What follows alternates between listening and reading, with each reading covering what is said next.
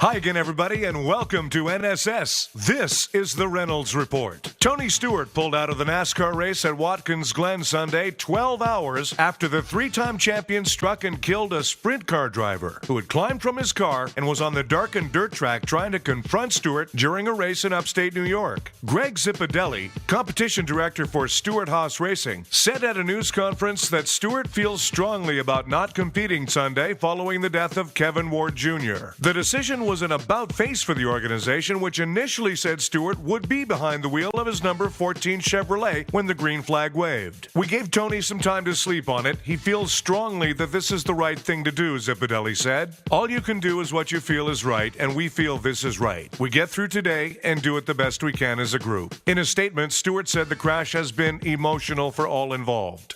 Sharks return to the spotlight this week with Discovery Channel's 27th annual Shark Week. The lineup, which began last night, features 13 shows, headlined by Megalodon, The New Evidence, and the late-night live talk show Shark After Dark. So, why are we so spellbound by sharks? George Burgess, director of the Florida Program for Shark Research, said people are odd because they regard these creatures as forces of nature or acts of God, alongside such phenomenon as hurricanes, tornadoes, and lightning. Sharks are among the few things on Earth that we as humans can't control, Burgess said. All I know is that by Friday of Shark Week, even sharks are sick of hearing about the villainous exploits of sharks.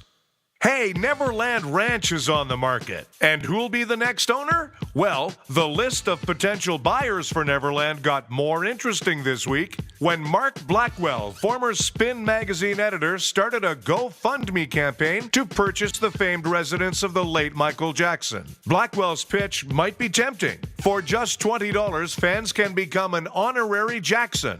All right? And snag a t-shirt that says, "I helped buy Neverland." For the more pricey $15,000 contributors, they can expect a private Michael Jackson experience. Blackwell, who would presumably become the official new owner, describes the Neverland experience this way. "We'll climb trees, lay in bed playing games, drive to Taco Bell wearing surgical masks. Who knows what'll happen?" In the event that Blackwell fails to raise the estimated $75 million necessary to purchase Neverland Ranch, he plans to use the balance of the money earned through the campaign for some other worthy cause. All right, this is kind of cool. An ancient skeleton gathering dust in the basement of the Penn Museum in Philadelphia for 85 years finally has an ID. It's a 6,500-year-old man, newly nicknamed Noah. Historians didn't figure that out until a project to digitize the museum's collection revealed that a skeleton collected from a 1930 expedition at a site in Iraq was missing. Penn anthropologist Janet Monge knew of some bones kept in an uncatalogued box in the basement, and tests revealed that the skeleton was indeed from that 1930 expedition by Sir Leonard Woolley. Noah is quite unique because he's relatively tall for his era, almost 5 feet 10, and old, at about 50. Another cool trait, he was buried in silt, suggesting that he lived after a major flood, hence the nickname Noah.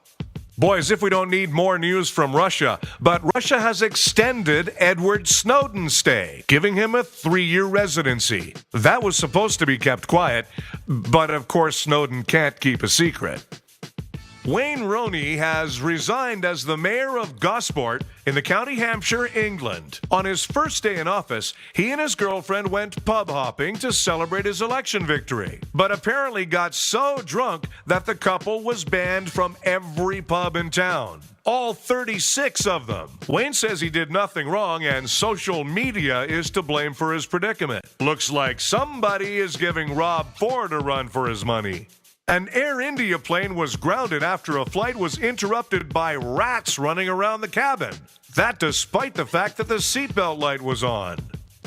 I suspect in an effort to prove that the Royals can contribute something to society, Prince William is now training to become an air ambulance pilot. Wherever in the world he's needed, he'll be able to swoop down and save a drunken and passed out Prince Harry. Hey, thanks for checking in today. We have a new episode of the Reynolds Report every weekday. Hey, watch for the Frank D'Angelo Band appearing across the country during their fall tour. September 19th in Montreal at the Da Vinci Theatre, September 20th in Ottawa at the Lac Lemay Casino, September 25th in Toronto at the Markham Theatre, and October 4th at the Casino in Halifax.